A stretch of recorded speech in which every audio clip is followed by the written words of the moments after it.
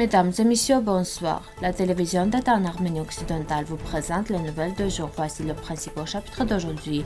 Cérémonie de commémoration des victimes du génocide des Arméniens du gouvernement d'Arménie occidentale et de l'Assemblée nationale. Est-il possible que se reproduise un génocide contre les Arméniens?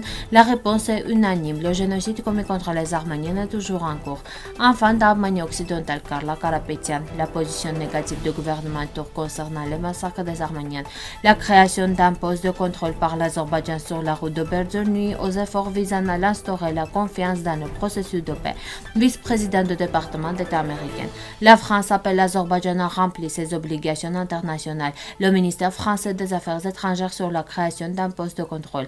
Livre arménien de Otyuprat 1915 et Dersim de Hovsepaileni.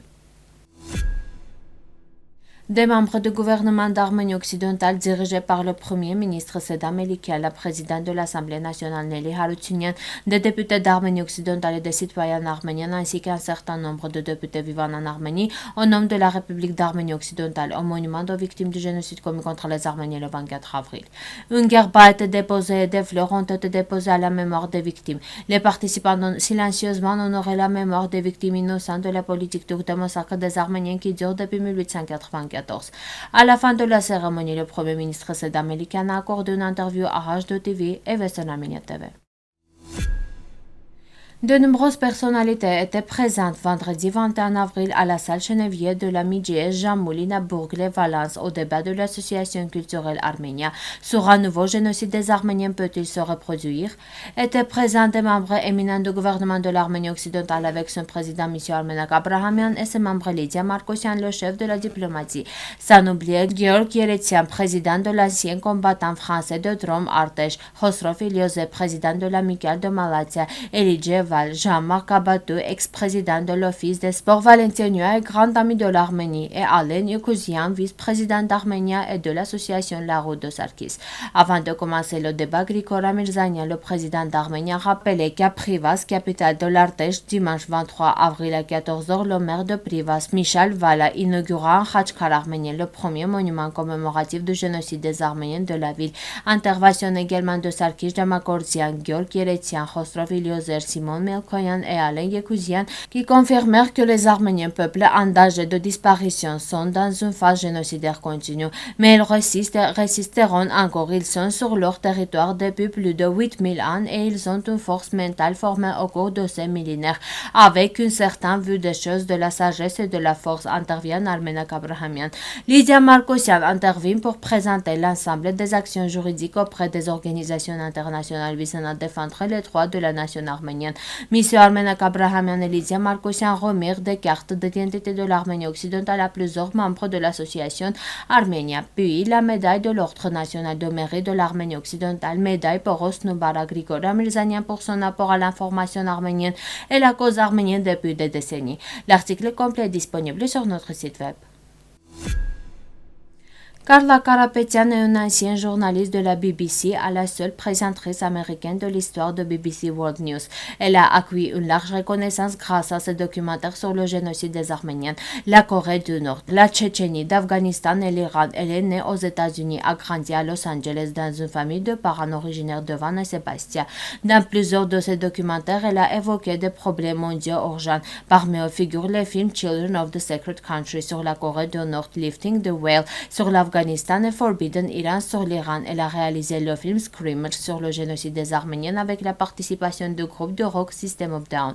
Dans l'une des interviews, Karla a déclaré « D'aussi loin que je me souviens, c'est le déni des massacres des Arméniens qui m'a toujours motivé à agir. Ce n'était pas conscient, c'est juste là, mijotant la manière invisible dans tout mon travail sur les crimes que les gouvernements veulent cacher, les vérités que les gens veulent nier. » La plus grande manifestation du déni du gouvernement turc a été le rejet du traité de Sèvres, où il a été clairement mentionné la restitution des territoires et des compensations. Cependant, il n'y a eu aucune réponse du monde extérieur concernant le respect des exigences des clauses de contrat signées par eux. La politique de rejet de l'Empire ottoman a enthousiasmé le gouvernement turc. Mustafa Kemal, arrivé au pouvoir sur la base de l'intégrité territoriale turque, a mis fin à tous les procès. Les kémalistes ont continué à prétendre que les Arméniens étaient les seuls responsables lors de la conférence de Lausanne, le ministre turc Mustafa İsmet İnönü, parlant de la question arménienne, a rejeté toute la faute sur les Arméniens, arguant que toute leur démarche était nécessaire, juste un moyen de réprimer la rébellion. Cette thèse est à la base de politiciens guidés par une position négationniste. En 1931, une thèse plus cynique a émergé qui prétendait que le massacre était nécessaire pour créer un grand État. L'extermination des Arméniens d'Arménie occidentale. L'Arménie occidentale occupée est devenue un État ethniquement homogène. La politique turque a ensuite continué de la même manière. Le génocide n'a été mentionné nulle part. De plus, toute l'histoire a été déformée. En 1945, l'État turc est devenu membre des Nations Unies et a signé la Convention sur le génocide. Jusqu'en 1915 à 1916, les massacres faisaient partie du génocide. Le gouvernement turc a changé sa position, en plus de nier le génocide, il a déformé sa propre histoire et celle de l'Arménie. Il s'attribuait ce qui était arménien.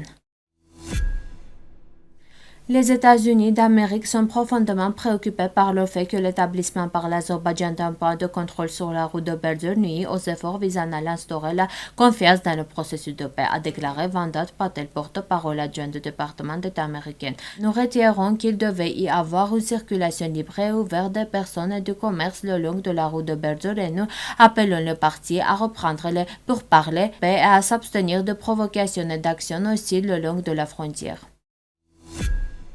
Le ministère français de l'Europe et des Affaires étrangères a publié une déclaration concernant l'installation d'un nouveau point de contrôle par l'Azerbaïdjan sur le pont de Hakkari, dans laquelle il appelle les autorités de Bakou à remplir leurs obligations internationales. Ceci est rapporté par Infoport-TM. La France regrette la mise en place d'un poste de contrôle par les autorités de Bakou à l'entrée de nouveaux tracés de la route de Berger, qui contredit les engagements pris dans le cadre des accords de cessez-le-feu et nuit au processus de négociation. La France appelle les autorités de Bakou à remplir ses obligations internationales, notamment à appliquer les mesures conservatoires mentionnées par la juridiction internationale dans sa décision de 22 février qui ont force contraignante. Il appelle au rétablissement de la libre circulation des personnes et des biens dans les deux scènes le long de la route de Berger et à assurer l'approvisionnement continu en gaz et en électricité de la population, indique le communiqué. Les Arméniens de Haute-Youprat 1915 et Dersim est le résultat de recherche et du travail acharné de l'auteur Hovsep Haydeni lorsque le passé sombre et sanglant est presque tenté d'être revivé par les imitateurs d'Abdulhamid Scott, Talyat et Enver Pasha. La plupart des sources utilisées dans le livre sont composées de mémoires écrites en arménien qui sont présentées pour la première fois au lecteur turc.